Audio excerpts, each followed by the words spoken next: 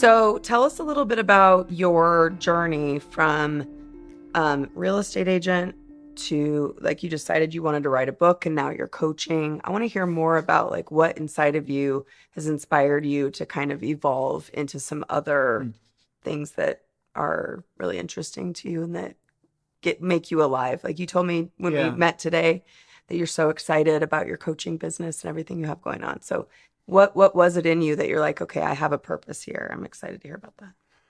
So when I owned a boutique brokerage during COVID again, I decided I didn't really enjoy owning the brokerage. The only thing I enjoyed was coaching the agents. And I felt like I had found my calling. Okay. And earlier in life in corporate America as a leader, I'd loved coaching my employees as well. So this is something I've always loved. I just didn't recognize it as a potential to build a business around. Cool. And over time, when I closed the brokerage, I started having people reach out to me to coach them, and I started charging them money, and they paid, and it was kind of cool.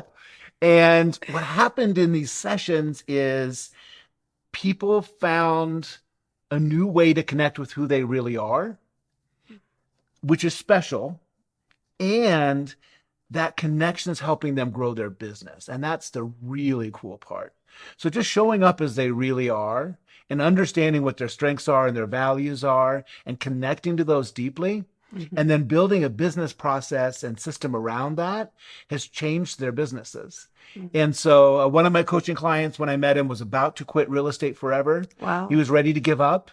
And now he's living the life of his dreams. He plays music on stages. He goes to pickleball. He spends time with his kids, and he earns a ton of money doing all of that. That's cool. And so that's just one example that is just so cool for me. So really, I feel like I was born to coach. I love it so much. I love watching the light bulb go on. I don't spend a lot of time coaching about real estate tactics.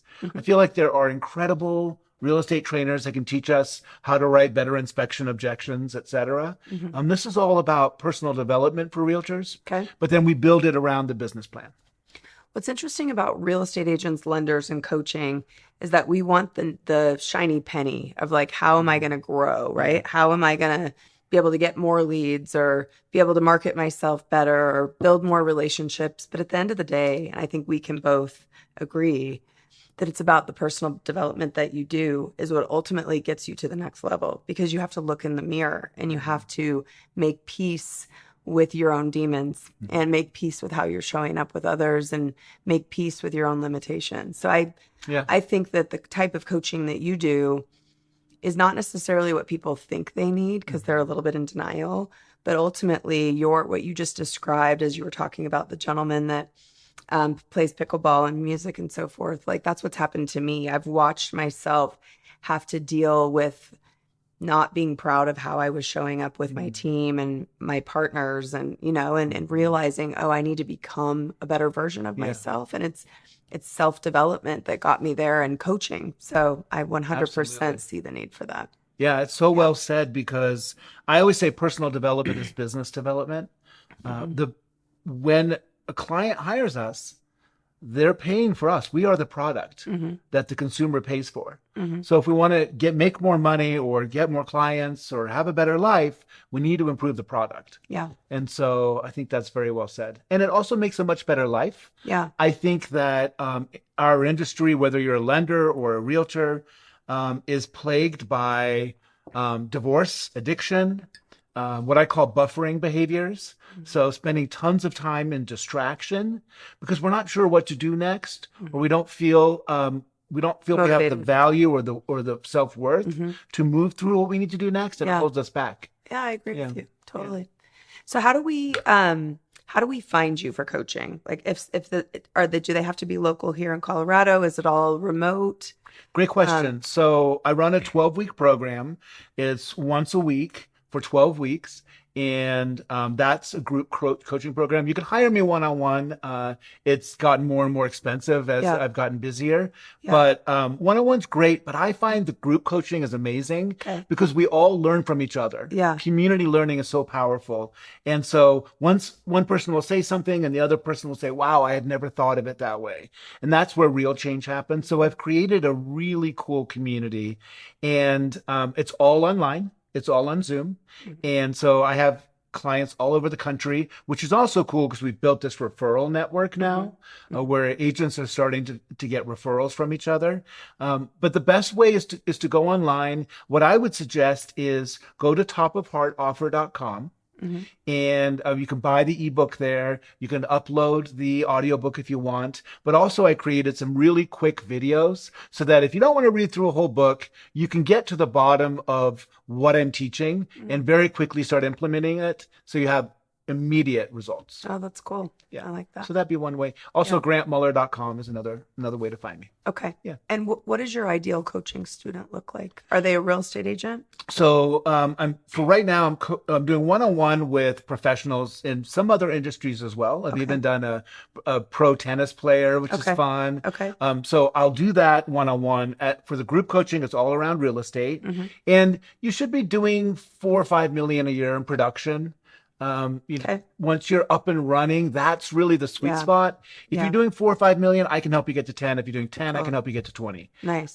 If you're doing 1 or 2, I would love to talk with you. I might be able to give you some tips and help you, but it's just not where my forte is. Yeah. Yeah. Okay. I'm going to throw you a curveball. I don't think we talked about this yet today, but with the NAR settlement stuff, that's, the future of our industry is changing, and it's changing fast. Yeah. And so I'm curious what your thoughts are in what agents should be focusing on right this moment. I had lunch with a partner the other day, and I was asking her how she's preparing for the changes. And her answer was, I'm not.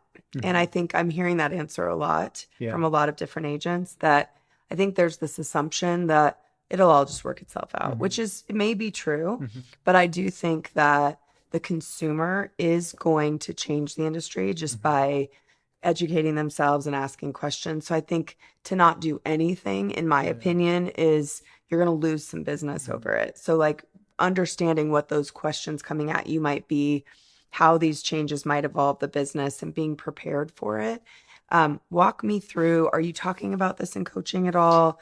What do you think is a critical thing that agents should be focused on as the industry evolves? It's a great question. So first of all, I think we need to understand our value. And a lot of the value that's being taught is around, here's the long list of tasks I do with every transaction. I don't believe that's our value. And I believe that a lot of those tasks will be automated in the future. I believe a lot of those tasks can be done by $12 an hour people. Okay, I'm old, maybe $20 an hour people. We need to understand our value at a deeper level. When you hire me to help you with your listing, you're not hiring me to do all these different tasks. You're hiring my experience. You're hiring my expertise. Your consultation. You're hiring my consultation. Yeah. So I think that leaning into that piece of our business is big. I think number 2, not being defensive. You think real estate's so easy. You think being self-employed is so easy. Insert crazy meme. I don't think that makes a lot of sense either. I think we need to really lean into our relationships. What you said was that clients are going to be asking us questions, and they're going to want to educate themselves. Yeah. Here's the thing. If we don't have an open conversation, an ongoing conversation with those people that are in our database, they're not going to ask us. They're going to do a Google search. They're going to watch the news and believe the news because we're not accessible. We're just not right in front of them. We're not top of mind, let alone top of heart. Yeah. So when we have a real, genuine human connection with people and we're in conversation with people, they'll ask us. Not to brag, my clients don't ask me what my listing fee is. Yeah. We usually talk about it as an aside at the end. And the reason for that is I have a deep connection with them. They understand my expertise, but we have a human connection. Yeah. And so they'll pay me what I think I should be paid. And I think that over time, now they do ask me sometimes, do we have to pay the buyer agent? And I think that's the conversation I've had as an amateur for many years because it comes up once in a while. But that's the conversation we have to have as a pro. We need to really understand how to have that conversation With your when sellers. with our sellers when the time comes, when as things change, and as we sit down with buyers, depending on how things end up looking, I think we're gonna see a lot in for instance, in Colorado, our Colorado real estate division is super on top of stuff, a little too much. Mhm. Like they are really overbearing, but they have a great forms committee. And that forms committee will create documents that will help us walk through those conversations. So I think we need to lean into the aids, if you will, that they're going to give us. Mhm. I also think take one or two classes from the attorney or the source that you really trust. Yep.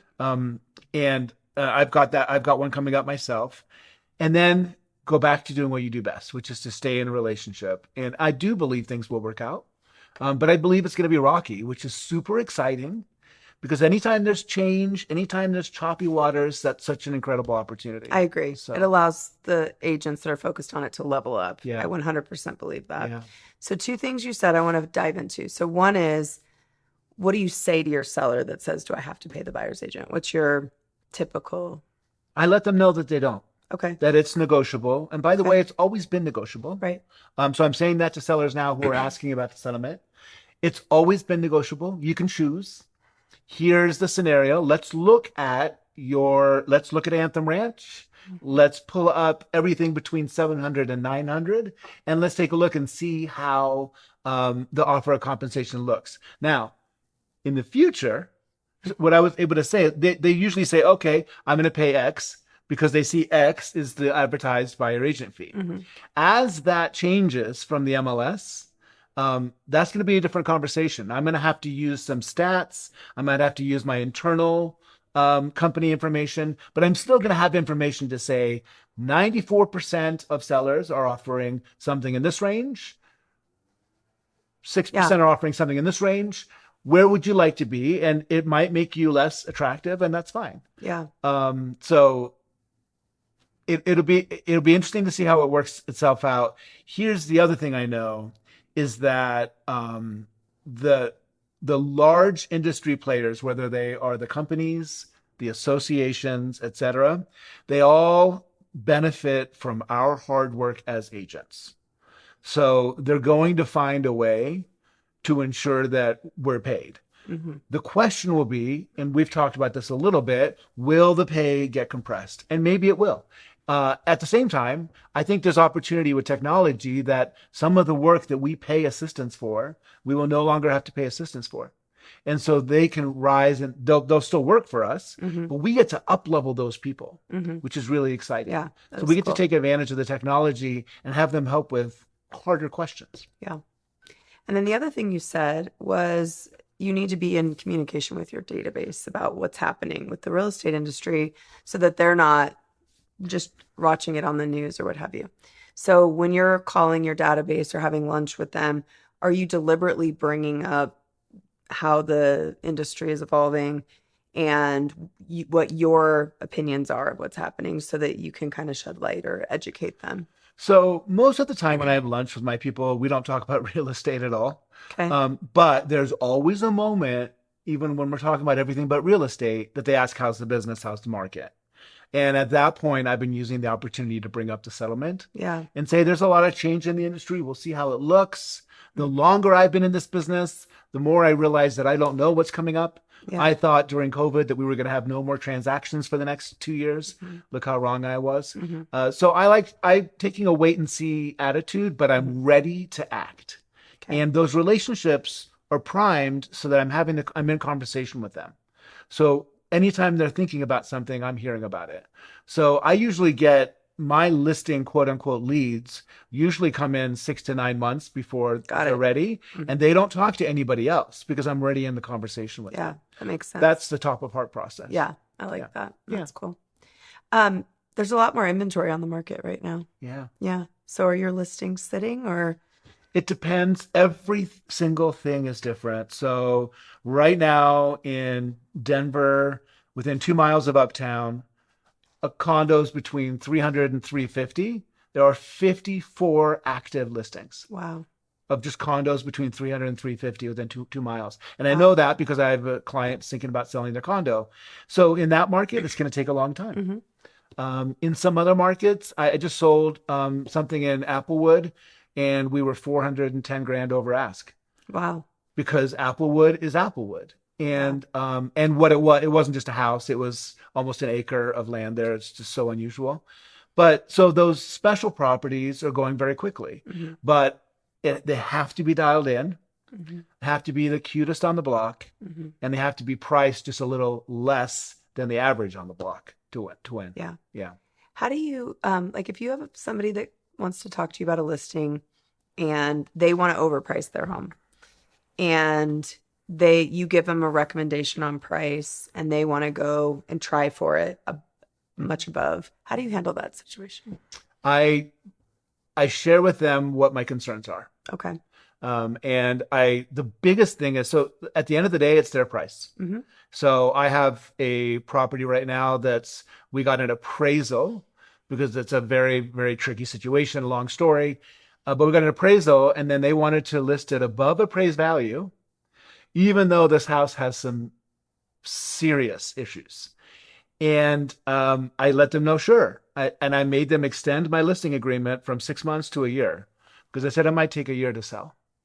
And they were okay with that. Wow. So then that's their decision. Yeah. They also understand, though, that every couple weeks I'm going to suggest, and I don't want to hurt my seller's chances. So I'll just say every couple of weeks I'm going to suggest a price drop, and it's going to be a large enough price drop that makes a difference, but not such a large price drop that you're feeling like you leave a lot of money on the table. But I don't want you to die death by 1,000 paper cuts. Yeah. So they understand at least that I'm going to be reaching out for price reductions. Okay. So you just set good But expectations. it's all at about your- expectations. Yeah. And then Okay. I believe that we offer all of the actionable knowledge, and then they get to make the decision. We're not the principals in the transaction, which is really hard to remember sometimes. But It is. yeah. It is. Yeah. Are you working with a lot of buyers? Well, I should know this as your lender, Yeah. but tell me Well, about not many. yeah.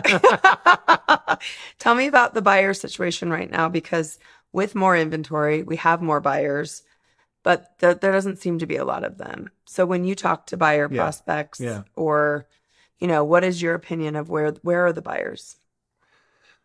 The buyers, I've had a lot of cash buyers lately. Okay. I've got a cash buyer at the 2 million level. Yesterday we saw a perfect property in a perfect location at 19999, and he wants to offer 1.7 because it's been sitting on the market for 65 days and he sees that. So the buyers that are out there want a deal. Big deal. Yeah, they want a big deal. The other kind of buyer, though, is a really tricky buyer, and that's the buyer who wants to sell their house, buy another one. And it's tricky because when they are the buyer, they want a great deal. When they are the seller, they want a great deal. So the market shifts for them depending on which one they're working on, which is really funny to watch. And right now, you've been helping a lot with bridge loans, which is such a big deal.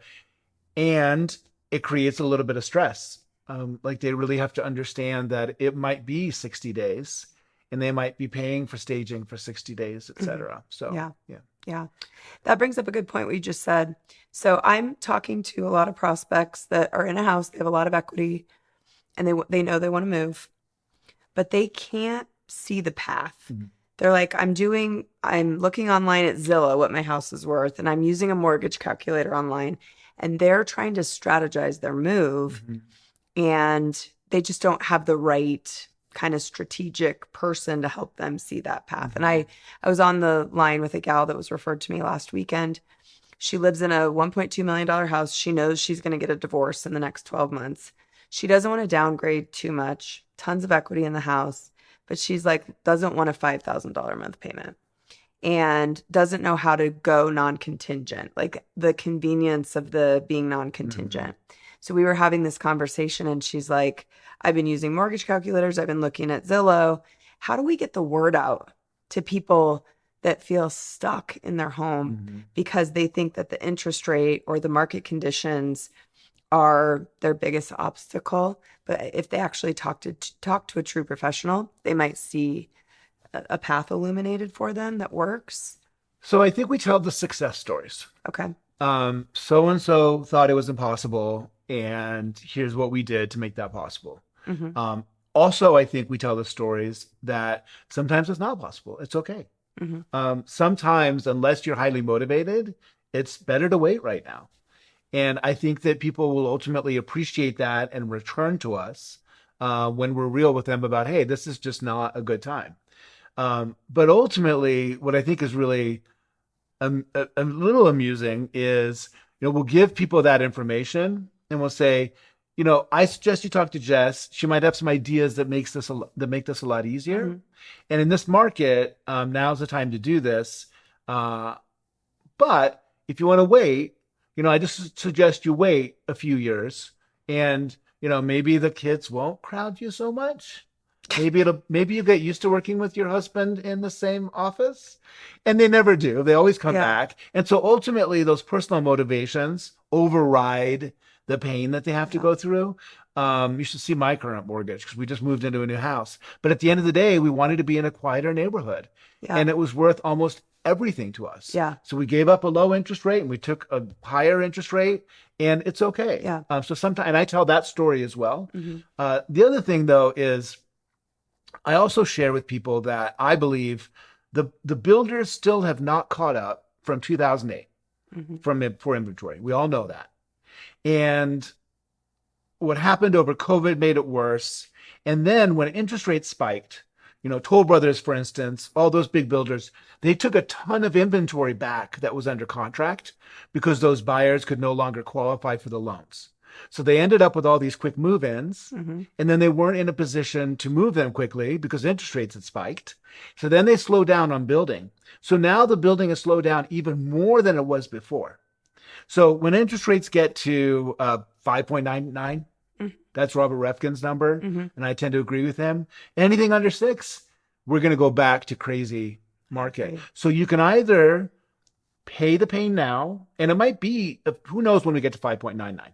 I've been really conservative about when I think it'll be, but when it happens, you can refi, or you're going to be in the position where you're paying 2, 3, 400 over ask again. So what Yeah. would you Pick your rather poison, have? right? Right. I think, Yeah. And I think date the rate is cute. I think it's more maybe like, first long wife, term. right? Yeah. Yeah. Yeah. Yeah. It might be like long term relationship rate, but it still is not a permanent thing. Yeah. And what you pay for your house doesn't change. Agreed. And so I think especially here in Colorado, we're gonna see a really crazy market. And yeah, I Think think it's about gonna all the be pent sooner up than later. demand too, like the people Yes. that have been So many. waiting, Yes. so many people waiting. Yes. So that's just another consideration. Yes. I put this slide together with some of Megan Aller's data, her week by week inventory, or sorry, days on market data and the 30-year fixed rate to show how they move together. So as interest rates go up, days on market go up. And as interest rates go down, days on market go down. So that just shows that the minute rates go under 6, Yeah. days on market go down. When you know what happens when days on market Right. goes down, you Yeah. now have multiple offers, Yeah. right? Yeah. So it's pick your poison. And I don't like date the rate. We make fun of date the rate on our team. But I actually do think being able to refinance, if it's $300 or $400 above where you want to be, Yeah. how much does that cost you over, let's say, 3 years Mhm. versus having to pay 100,000 Exactly. or 150,000 And it's over list price? and actually, and the other thing that we don't talk about enough is it's not just paying over list price. It's buying a house that you might not necessarily even want.